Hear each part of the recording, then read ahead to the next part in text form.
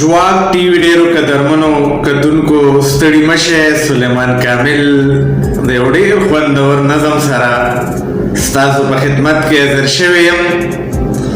نظم دی د ارواښاد اجمل خټک او د نظم عنوان دی جنت. دا یو ډیر شاهکار نظم دی. په دې کې په هر یو بند کې د یو سړی ذکر دی او دا هغه سړی د جنت باره کې چې کوم تصور دی نو هغه پکې وړاندې شوی دی او بیا په نتیجه کې یا په آخر کې هغه خپل تصور چې د هغه د جنت باره کې کوم تصور دی هغه یې پیش کړی دی. نو دا جنت نومې نظم څه په دې ډول دی. د یو مولا نه مې تپوس کړلو، ما وی مولا صاحب جنت بسوي؟ هغه په ګېډه لاس وهه ویل یې تازه میوې او د شودو رودونه. خوا کې کتاب ته یو طالب ناستو، ما وی چې ته به پکې څه ووایې؟ د زلیخې کتاب یې بند غوندې کړه،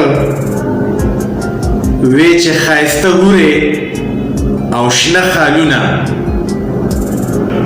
یو شیخ تسبو امین په لاس ولاړو، په خپله ږیره کې یې لاس وهلو. هغه راودانګل نه داسې نه ده، ښکلي غلمان او جنتي سرونه. یو خان په لویه سجده پروت پاڅېده.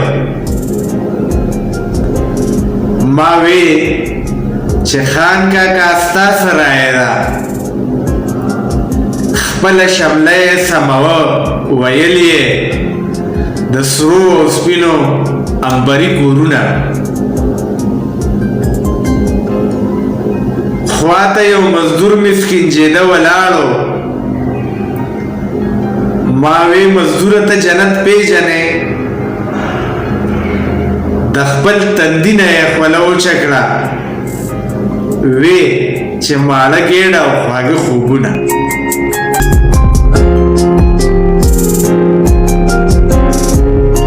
یو لیونی غوندې په لار تېرېده. ما وی چې یا فلسفي ته څه وایې؟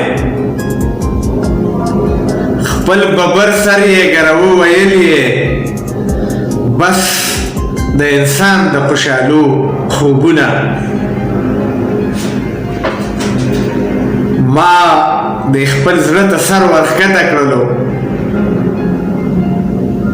د په اوترو سترګو بره کتل، دې شین اسمان ته غورېده.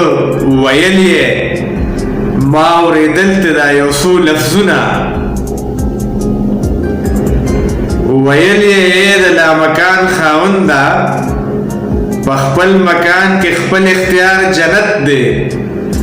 ګنې د دغه لیونتوب په نامه که نار وي نار، که دار وي دار جنت دی.